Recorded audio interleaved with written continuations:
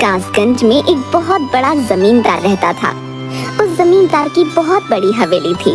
उस हवेली में बिलुआ और गबरू नाम के दो व्यक्ति काम किया करते थे।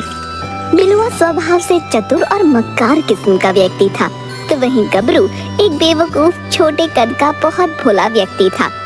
बिलुआ जमींदार के कमरे की सफाई कर रहा था कि तभी जमींदार उसे आवाज लगाता है। अरे बिलुआ, ओ बिलुआ, अरे कहाँ मर गया रे?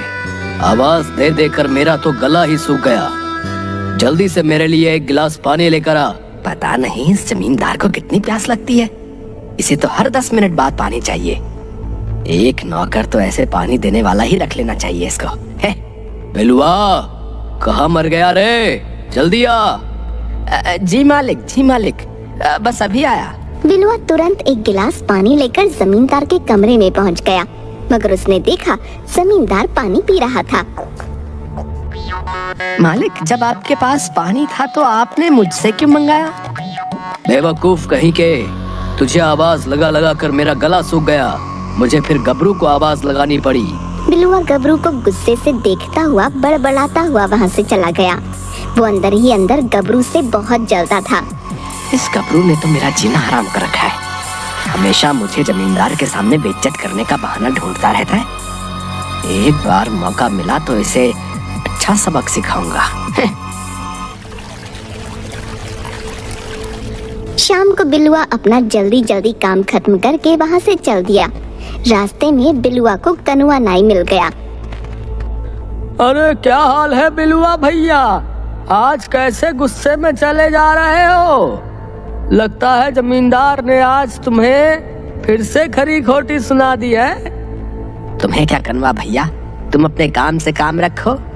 वो तो सब ठीक है बिलुआ भैया, लेकिन यहाँ इस तरफ काहे को जा रहे हो? तुम्हारा घर तो दूसरी तरफ पड़ता है ना। तुम्हें इससे क्या मतलब है? तुम्हारी जासूसी करने की आदत नहीं जाती। मैं जानता हूँ, जरूर चंपा से मिलने जा रहे होगे। अभी अभी उसे ही मैंने देखा था पेड़ के पास। जब सब कुछ जानते ही हो तो पूछना जरूरी है। हम तेरे गांव के तुम्हारे शुभ चिंतक, किसी दिन चंपा के पिता को तुम्हारे बारे में पता लग गया ना, तो तुम्हारी चप्पलों से पीट पीट कर हालत खराब कर देंगे, बता रहे हैं। हाँ, अरे ऐसा बिल्कुल नहीं होगा। मैं तुम्हें एक राज की बात बताता हूँ बिलुआ भैया। चंपा का चक्कर तुमसे नहीं, बल्कि गांव के ही रईस जादे बिल्लू से भी चल रहा है। वो सिर्फ तुम्हें बेवकूफ बना रही है, बेवकूफ। वो तुमसे विवाह नहीं करेगी, बता रहे। कनुआ नाई की बात पर बिलुआ बुरी तरह से झुंझला गया। अरे वो मुझसे विवाह करे या ना करे, है तुम्हें इससे क्या? तुम अपने काम से काम क्यों नहीं रखते भैया? अब रास्ता छोड़ो मेरा, जाने दो मुझे। कनुआ नाई ने हंसते हुए उसका रास्ता छोड़ दिया और बिलुआ सीधा एक पेड़ के पास पहुंच गया, जहाँ पर चंपा उसका इंतजार कर रही थी। 1 घंटे से तुम्हारा इंतजार कर रही हूँ बिलुआ, और तुम अब आए हो जब मेरा घर जाने का टाइम हो गया है। अरे बड़ी मुश्किल से तो आया हूँ, वरना उस जमींदार का बस चले तो मुझसे 24 घंटे काम करवाए। बहुत बहाने हो गए। पहले ये बताओ, तुमने आज मुझसे वादा किया था तुम मुझे 9 लखा हार पहनाओगे। कहाँ है मेरा 9 लखा हार? तेरा दिमाग ठीक है चंपा? 9 लखा का हार तो तू ऐसे मांग रही है जैसे कि बाजार में 4-5 रुपए का बिकता हो। मुझे कोई मतलब नहीं बिलुआ, मुझे 9 लखा हार चाहिए, फिर चाहे तुम चोरी करके लाओ कि डाका डाल के। तू अच्छी तरह से जानती है चंपा कि मैं जमींदार के यहाँ पर काम करता हूँ, मैं कोई जमींदार नहीं हूँ। ठीक है, सोच लो, मेरे पीछे गांव का बिल्लू भी पड़ा हुआ है। मैंने तो सुन रखा है कि वो मेरे लिए 9 लखा हार भी लेकर आ गया है। 3 दिन की मोहलत देती हूँ तुम्हें। अगर 3 दिन में तुम हार लेकर नहीं देते हो ना, तो मैं बिल्लू से शादी करने की हामी भर दूंगी। हाँ। इतना कहकर चंपा वहाँ से चली गई और बिलुआ सर पर हाथ रखकर बैठ गया। अरे अब इसके लिए 9 लखा का हार कहाँ से लेकर आऊं? तभी बिलुआ को गबरू आता दिखाई दिया। अबे कहाँ जा रहा है? इधर जंगल की तरफ है? मैं तो अक्सर खाना खाने के बाद जंगल की तरफ ही टहलने निकल जाता हूँ। सुबह जमींदार के सामने तो बड़ा आकर दिखा रहा था। जब उन्होंने मुझसे पानी मंगाया था तो तुझे क्या जरूरत थी उनके लिए पानी लाने की? उन्होंने मुझसे जब पानी मंगवाया तो क्या मैं उसे मना कर देता? आखिरकार मैं उनके यहाँ पर काम करता हूँ, वो मुझे तनख्वाह देते हैं। चुप कर, बड़ा जमींदार का चमचा बना फिरता है। भगवान ने तो तुझे न शक्ल दी अच्छी है और न ही सूरत। एक तो तू काला, ऊपर से नाटा भी। पता नहीं जमींदार ने तुझमें ऐसा क्या देख लिया जो तुझे काम पर रख लिया है। बिलवा की बात सुनकर गबरू उदास हो गया। अगर भगवान ने मुझे ऐसा बनाया है तो इसमें मेरी क्या गलती है। बिलवा, भगवान कोई भी चीज बुरी नहीं बनाते और जमींदार ने मुझे मेरी ईमानदारी और मेहनत देखकर काम पर रखा है, समझे। तो कहना चाहता है कि मैं ईमानदार नहीं हूँ। मैंने ऐसा तो नहीं कहा। तुम ही मेरी हमेशा बुराई करते रहते हो, मेरे खिलाफ जमींदार के कान भरते रहते हो। मैं तो तुमसे कोई मतलब नहीं रखता। मैं तो किसी से भी नहीं बोलता कि तुम यहाँ चोरी छुपे सुखिया चाचा की बेटी चंपा से मिलने आते रहते हो। अच्छा, तो तुझे ये जलन है कि मैं चंपा से प्यार करता हूँ और तुझे चंपा घास तक नहीं डालती है। मैं तो ऐसा सोचता भी नहीं। सोचने से पहले अपनी शक्ल और अपना कद जरूर देख लेना, बदसूरत नाटा कहीं का। इतना कहकर बिलुआ गबरू का मजाक उड़ाते हुए वहाँ से चला गया और गबरू उदास होकर जंगल की ओर चल पड़ा। अगले दिन गबरू जमींदार के यहाँ काम पर चला गया और बिलुआ अभी तक काम पर नहीं आया था। गबरू हवेली के फर्श पर पोंछा लगा रहा था कि तभी जमींदार की पत्नी आशा गबरू के पास आकर बोली, अरे गबरू, जरा इधर तो आओ, तुमसे एक बहुत जरूरी काम है। जी मालकिन, अभी आया। मैं बिलुआ का इंतजार कर रही हूँ, लेकिन लगता है वो तो नहीं आएगा। सुनो, ये सोने का हार है, पूरे 25 तोले का है। इसे गांव जाकर सुरेश सुनार को दे आओ और सुनो, संभाल कर ले जाना। मालकिन, ये तो बहुत महंगा है। तुम्हें गिफ्ट नहीं कर रही हूँ, इस हार का कुंडल टूट गया है। मैंने सुरेश से बात कर ली है, उसको बोल दिया है कि तुम्हें भेज रही हूँ मैं इसके साथ। इतना कहकर जमींदार की पत्नी वहाँ से चली गई और बिलुआ ये सब कुछ चुपके से देख रहा था। तभी जमींदार के चीखने की आवाजें आने लगीं। बिलुआ, बिलुआ, कहाँ मर गया तू? जल्दी से मेरे लिए एक गिलास पानी लेकर आ। मगर बिलुआ ने उसकी बात को अनसुना कर दिया, क्योंकि बिलुआ जानता था कि कुछ देर बाद जमींदार गबरू को आवाज लगाएगा और बिलुआ के दिमाग में कुछ और ही चल रहा था। अरे गबरू, ये बिलुआ पता नहीं कहाँ मर गया। तू ही मेरे लिए एक गिलास पानी ले आ। जमींदार की आवाज सुनकर गबरू जैसे ही जमींदार की ओर कमरे में बढ़ा, तभी बिलुआ उसके सामने आ गया। अरे गबरू, तुम्हारे हाथ में क्या है गबरू? अच्छा हुआ तुम आ गए बिलुआ भैया। मालकिन तुम्हारा ही इंतजार कर रही थी। मालकिन ने ये हार सुनार के यहाँ देने के लिए दिया था। लाओ, इसे मैं दे आता हूँ। तुम जाकर तब तक जमींदार साहब को पानी दे आओ। है तुम इसे पकड़ो बिलुआ भैया, मैं अभी 5 मिनट में आता हूँ। इतना कहकर गबरू जमींदार के कमरे की तरफ चला गया और बिलुआ के होठों पर मक्कारी की मुस्कुराहट आ गई। कुछ देर बाद जब गबरू वापस आया तो उसने देखा कि बिलुआ वहाँ पर नहीं था। गबरू को खड़ा देखकर आशा ने पूछा, तुम अभी तक यहीं हो? जी मालकिन, हार बिलुआ भैया ले गए। तभी आशा को बिलुआ दरवाजे पर खाली हाथ दिखाई दिया। हार कहाँ है? कौन सा हार मालकिन? मैं तो अभी अभी आया हूँ। ये क्या बोल रहे हो बिलुआ भैया? अभी अभी तो तुमने हार लिया था। पागल हो क्या? है मालकिन, मैं तो अभी अभी आपके सामने ही आया हूँ। आशा बुरी तरह से चीखने लगी, अजी सुनते हो, बाहर आओ, तुम्हारा ये लड़ेंता गबरू तो चोर निकला। आशा की बात सुनकर जमींदार बाहर आ गया। क्या हुआ? क्यों कुत्ते की तरह भौंक रही है? मैं कुत्ते की तरह भौंक रही हूँ? कुत्ता तो तुम्हारा ये लड़ेता है, पूरे 25 तोले का हार हड़प गया। मैंने कुछ नहीं किया मालिक, मैंने वो हार बिलुआ भैया को दिया था। लेकिन मालिक, मैं तो अभी अभी मालकिन के सामने आया हूँ, चाहे तो मालकिन से पूछ लो। बिलुआ सही कह रहा है। मक्कार नाटी, एक तो तुझे काम पर रखा, ऊपर से तूने मेरे ही घर चोरी कर ली। मेरी बात का यकीन कीजिए। तभी जमींदार ने अपने 4-5 गुंडे बुला लिए और उनकी ओर देखकर बोला, मारो इसको। उन सब ने गबरू को बुरी तरह से पीट डाला। ये देखकर बिलुआ बहुत खुश हो रहा था। कल तक 25 तोले का हार अगर मेरे पास नहीं आया तो तेरे घर वालों को धक्के देकर तेरे घर से बाहर निकाल दूंगा और तेरे घर पर कब्जा कर लूंगा। गबरू रोता हुआ चुपचाप जंगल की ओर चला गया। वो जंगल के तालाब किनारे बैठा रो रो कर अपने आप से बातें करने लगा। 25 तोले का हार मैं जमींदार को कहाँ से ला कर दूं?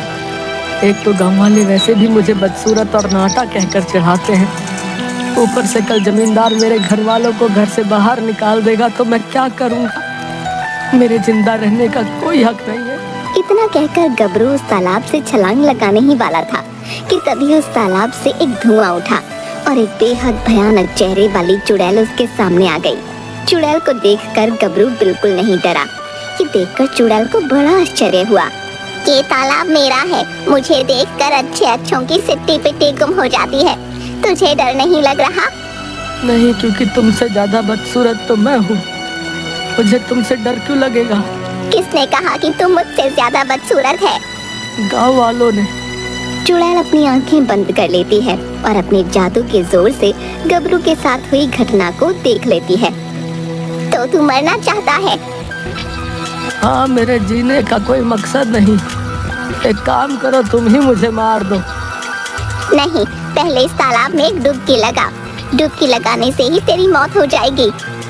चुड़ैल की बात सुनकर गबरू दौड़ता हुआ तालाब में कूद जाता है, मगर जैसे ही डुबकी लगाकर अपना सर उठाता है, वो देखता है कि वो लंबा हो चुका था और एक सुंदर युवक में परिवर्तित हो चुका था। अब उसके सामने कोई चुड़ैल नहीं बल्कि एक सुंदर स्त्री खड़ी थी।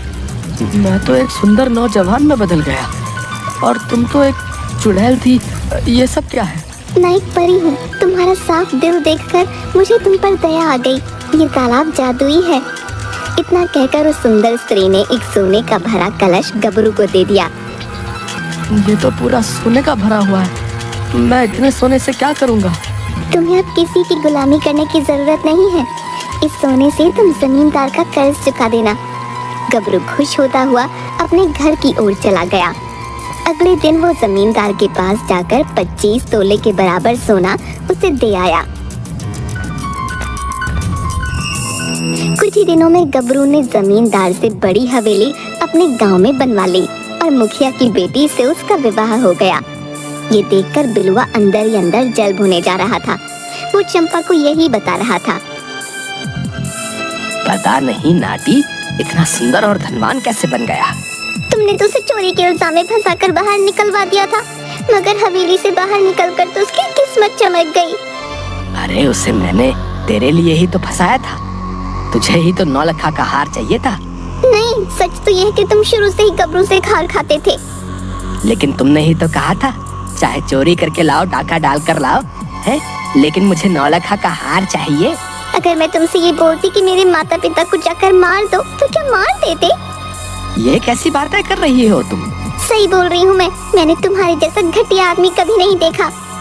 इतना कहकर चंपा ने बिलुआ का दिया हुआ हार बिलुआ के मुंह पर फेंक दिया। ये लो तुम्हारा चोरी के पैसों से खरीदा हुआ हार। मैं बिल्लू से शादी कर रही हूँ।